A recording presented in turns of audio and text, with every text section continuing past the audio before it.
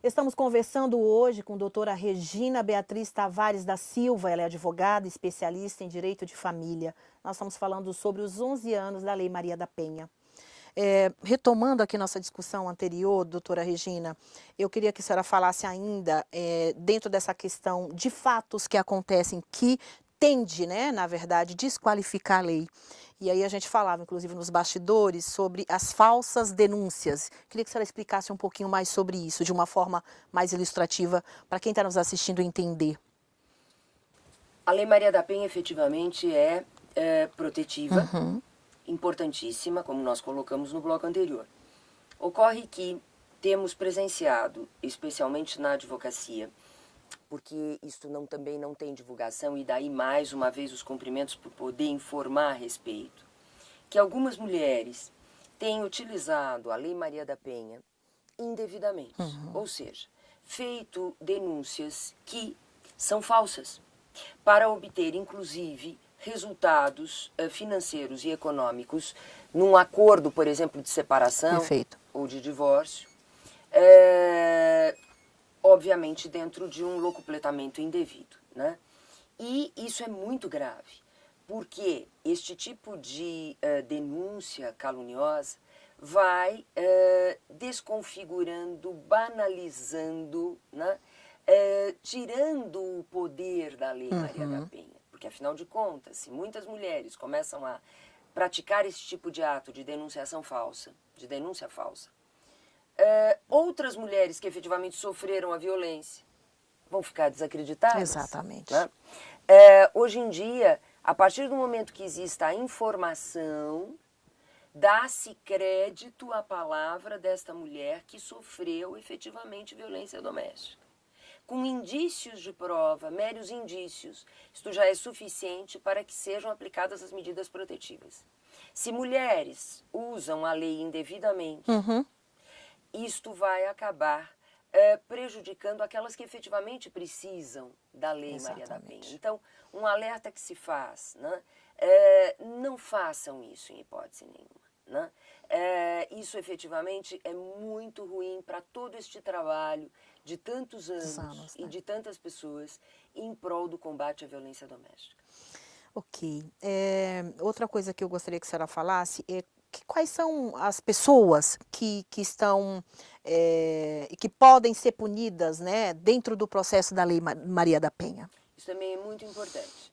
A Lei Maria da Penha pune as agressões físicas, verbais, sexuais, psicológicas, patrimoniais, dentro do âmbito doméstico, ou seja, no âmbito doméstico. Então, não é só o cônjuge, marido, não é só o companheiro, aquele da união estável. O que tradicionalmente se fala muito, né? Isto, né?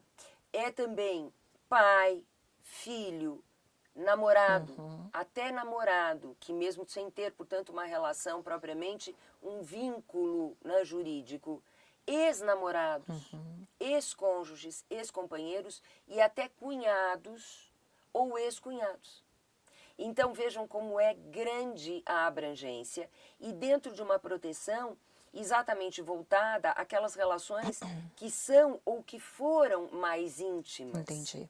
E é aí que reside a importância da lei, porque exatamente em face de toda esta intimidade que existe ou que existiu, é que a agressão passa a ser praticada, né? E, ao mesmo tempo, a mulher tinha muita dificuldade de buscar antes a proteção. Então, vejam que é efetivamente muito interessante, né? Essa abrangência que a jurisprudência, porque isso é um trabalho dos juízes, da jurisprudência, foi fazendo de não restringir somente aquelas pessoas vinculadas proximamente, né? Entendi. Mas até chegando a cunhados e ex-cunhados. Perfeito. Doutora Regina, queria que a senhora falasse um pouquinho sobre, que é até uma curiosidade pessoal, sobre a questão da Lei Maria da Penha. Há uma grande discussão de ampliar a lei Maria da Penha com outras leis, né? Recentemente eu li de que tem um deputado federal, né, com um projeto de lei, onde ele determina lá nesse projeto que seria uma espécie de complemento da Lei Maria da Penha, né? Que todas as mulheres passassem a ter direito a ser atendidas nas delegacias das mulheres por mulher e não mais por homem e tudo mais. E aí há uma discussão por parte de outros especialistas onde diz o seguinte: isso é desnecessário, porque a Lei Maria da Penha por si só já é completa. Então, como é que a senhora observa essa coisa de criação de leis complementares à Lei Maria da Penha, uma vez que ela já é uma lei completa, né? Como a senhora interpreta isso, né?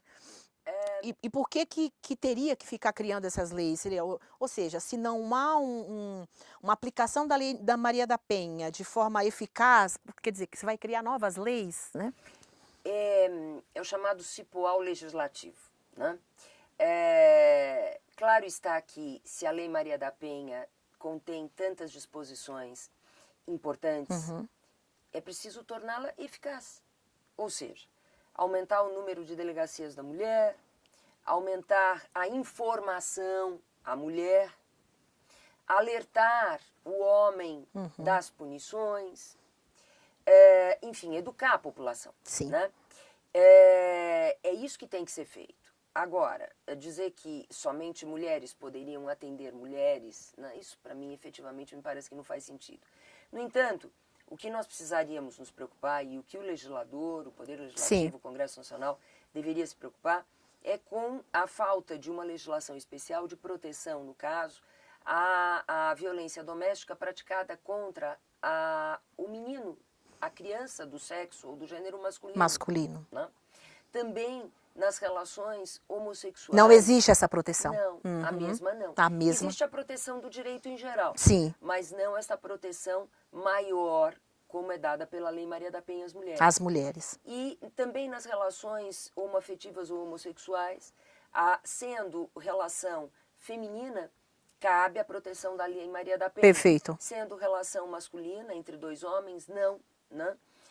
Do homem idoso, né? Claro que temos o Estatuto de Proteção ao Idoso, sem dúvida, mas especificamente nessas relações de violência doméstica, algo que fosse mais voltado, né? Isto sim, né? Era algo para se preocupar. Seria um trabalho a se desenvolver. E não obstante isso, claro, tudo que for efetivamente aperfeiçoamento legislativo e não criação de novas leis. Né? Okay. Não é preciso criar novas leis, é o que eu digo sempre.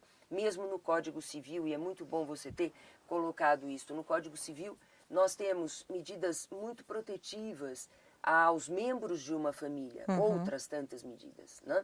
E hoje em dia se pretende, há um projeto de lei em andamento no Senado Federal para substituir toda uma regulamentação do Código Civil por uma lei extravagante, né? Um chamado Estatuto das Famílias, que um dia, se a gente puder, a gente vai podíamos falar tocar disso aqui nesse assunto. Né?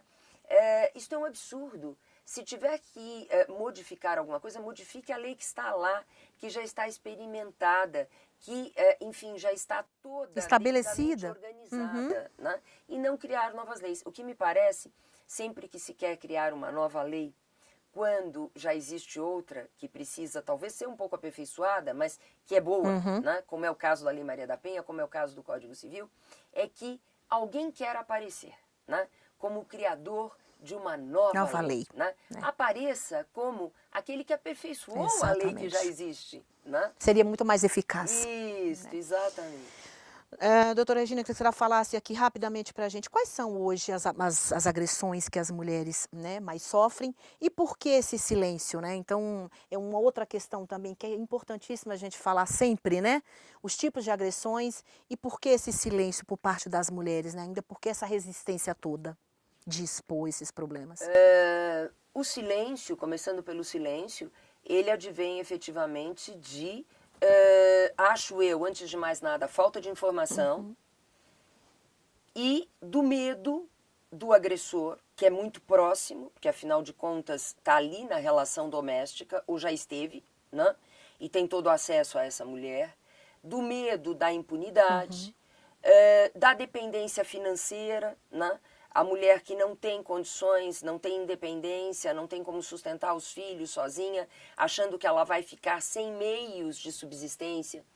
E os filhos também vão sofrer dificuldades. Quando a Lei Maria da Penha dá mecanismos, o direito civil, o próprio Código Civil dá mecanismos para que essa mulher seja protegida por meio da pensão alimentícia, para que esses filhos recebam pensão alimentícia. Se a pensão alimentícia não é paga, vem o decreto de prisão, né? Ou seja, daí a pensão é paga antes do homem, obviamente, ser preso. Isso acontece na maior parte das vezes, né? Então o silêncio vem exatamente desses dados, né? É o chamado, repito, ciclo da violência doméstica. E quanto ao maior número de práticas, né, segundo uma pesquisa de 2016, divulgada pelo Datafolha, 22% das brasileiras sofreu ofensa verbal em 2016, ou seja, um total de 12 milhões de mulheres. Depois vem a violência física, Sim. 10%, 8% as violências sexuais, a ofensa sexual, 4% ameaça com faca ou arma de fogo, 3% espancamentos e tentativas de estrangulamentos e 1% levou um tiro. Como coibir isso? Existe eu não diria uma receita, né? Mas como é que a senhora observa essa questão de coibir esses números, de coibir esse grau de violência contra a mulher? Qual que é o caminho? Que a mulher reaja, que a mulher use os mecanismos de combate à violência doméstica, procurando ou uma delegacia especializada da mulher, se não houver na localidade uma delegacia comum, ou então um advogado que vai promover todas as medidas de proteção e esta mulher terá proteção. Basta que ela efetivamente tenha o destemor necessário e que vá buscar estes meios protetivos, ela os terá. Perfeito. Doutora Regina, nosso prazo aqui já está encerrando, né? Infelizmente, eu gostaria de continuar falando mais disso, mas eu espero que a gente tenha a oportunidade no futuro de continuar falando desse tema, que é sempre importante, né? Para encerrar, eu queria que a senhora falasse um pouquinho, já aqui, do trabalho da Associação de Direito da Família, onde a senhora é presidente e fundadora. E aí já estendeu o convite para um futuro a gente fazer aqui um programa, falar um pouco desse projeto aqui. Mas hoje eu queria que a senhora explicasse um pouquinho aqui sobre a Fundação. Muito obrigada pela oportunidade de comentar a respeito da ADFAS, que é a Associação de Direito de Família e das Sucessões. Temos um site, um portal informativo sobre toda a proteção que é dada aos membros da família pelos mais diversos modos, não só pela Lei de Combate à Violência Doméstica. Fazemos um trabalho de busca de aprimoramento das leis no Legislativo. Somos amicus curiae, ou seja, estamos trabalhando em vários processos no Supremo Tribunal Federal, processos de importância nacional, de repercussão geral. Temos também, fazemos cursos, eventos, informação o tempo todo, né?